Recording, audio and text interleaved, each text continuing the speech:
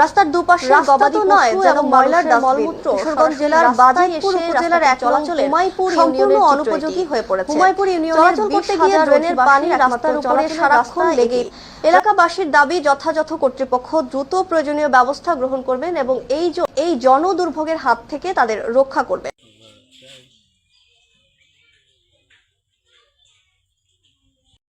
রাস্তার জন্য তো অনেক অসুবিধা, মুসল্লিরা নামাজে যায়, বৃষ্টি হলে আরো পানি বেশিও, এই টয়লেটের পানি আসে, এরা নামাজ পড়তে গেলে ছিটে বিটে পড়ে, কেউ তো এটা আগতে ঠিক করে না।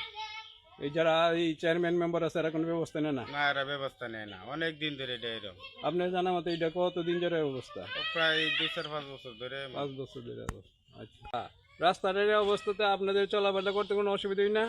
খুব অসুবিধা। কতদিন যাবত এই অবস্থা? এই 2-4-5 বছর। 5 বছর যাতে অবস্থা। এই যে চেয়ারম্যান মেম্বার আছে এরা কোনো এলাকা নেই না। এরা কোনো এলাকা নেই না? এই ময়লাগুলা কিসের ময়লা আপনার মনে হয়? এইটা এই বাথরুমের গরু বাছুর।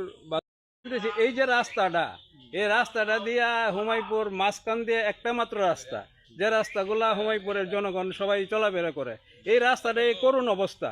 এই রাস্তাটার করুণ অবস্থা কারণ কি? এটা কতদিন যাবত অবস্থা? এটা 4-5 বছর ধরে বেশি। এর আগে তো বৃষ্টি এসে গেছে, তো নালাগুলা একদম জাম, পানি সরবরাহ কোনো ব্যবস্থাই নাই। এলাকার লোকজন এরারই আবর্জনাগুলা গরু বাছুর এবং টয়লেটের এরা কোনো পদক্ষেপ নেয় না। পাশাপাশি যে লোকগুলা আছে এরা কোনো পদক্ষেপ নেয়। এরা আমরা যাও সাথে অনেক কথা কই, আমরা কি করবো, কথা জবাব দেয় না। কারা এরা? এরা তো ওই যারা বাড়ি এই এলাকাটাতে আছে, এরা সবই এরা খান হইতে না। এরপরে এরা গরু ওই বয়স এখানে রাখে, অনেক মারা লইছে গা, এখন নাই, এগুলো আবর্জনা আটক হয়েছে। এই রাস্তাটা চলার কোনো ব্যবস্থা নাই। আর মেম্বার চেয়ারম্যানরা এই রাস্তাটার মধ্যে আসে ঘুরা জায়গা, এরা কইলে এরা এটার কোনো এমন কোনো সারা হইতে না। এরা বলে না, এরাও করে না। এরা তো দেখে, এরা তো সবসময় রাস্তাটা আসা যাওয়া করে। আচ্ছা, এই রাস্তাগুলো নামাজি লোক যা সমস্ত লোকজন যায়, হ্যাঁ, প্রত্যেক শুক্রবারে তো এলাকার লোক মসজিদে যাইতে হয়। এমন রোজা মায়াদিন আমরা তারাবাই ঘুরি। এই রাস্তাটা যাওয়ার কোনো প্রসেস নাই।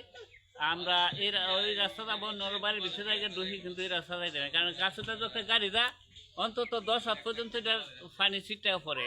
মানুষ গোসল ছাড়া কোনো অসুবিধা নেই, নামাজের কোনো পরিবেশ করে থাকে না। তা আমরা এটার সম্বন্ধে অনেক ভুক্তভোগী।